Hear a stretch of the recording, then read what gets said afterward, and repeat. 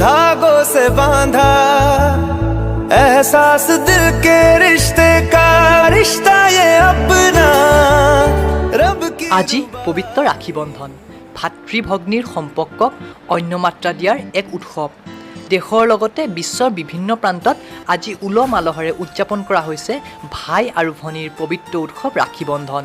ৰাখী বন্ধন ভাৰতৰ এটা উৎসৱ। হিন্দু, জৈন, শিখ আদি সকলোৱে ৰাখী বন্ধন উৎসৱটি পালন কৰে। হিন্দু পঞ্জিকা অনুসৰি শাওণ মাহৰ পূৰ্ণিমা তিথিতেই এই উৎসৱটি পালন কৰা হয়। এই দিনটোত বায়েকে অথবা ভনীয়েকে তেওঁৰ ককায়েক বা ভায়েকৰ হাতত ৰাখী নামৰ এডাল সূতা বান্ধি দিয়ে।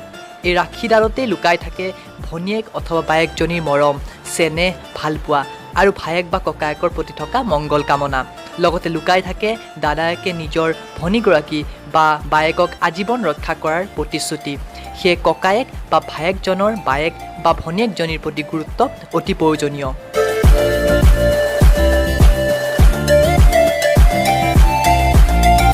পুৰণি এটা আখ্যান মতে দানৱ আৰু দেৱতাৰ যুদ্ধত যেতিয়া দেৱতাসকলৰ দুৰ্বলৰ দৰে অনুভৱ হ'ল তেতিয়া দেৱতাৰ ৰজা ইন্দ্ৰদেৱ বৃহস্পতিৰ কাষ চাপিল। বৃহস্পতিৰ আগত কোৱা সকলো কথা ইন্দ্ৰৰ পত্নীয়ে শুনি আছিল আৰু তাই এডাল ৰেচমৰ সূতাত কিছু মন্ত্ৰ শক্তিৰে পবিত্ৰ কৰি ইন্দ্ৰৰ হাতত বান্ধি দিলে।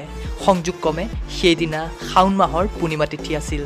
কিছু মানুহৰ বিশ্বাস যে তেতিয়াৰ পৰাই ৰাখী বন্ধন উৎসৱটি প্ৰচলিত হৈ আহিছে।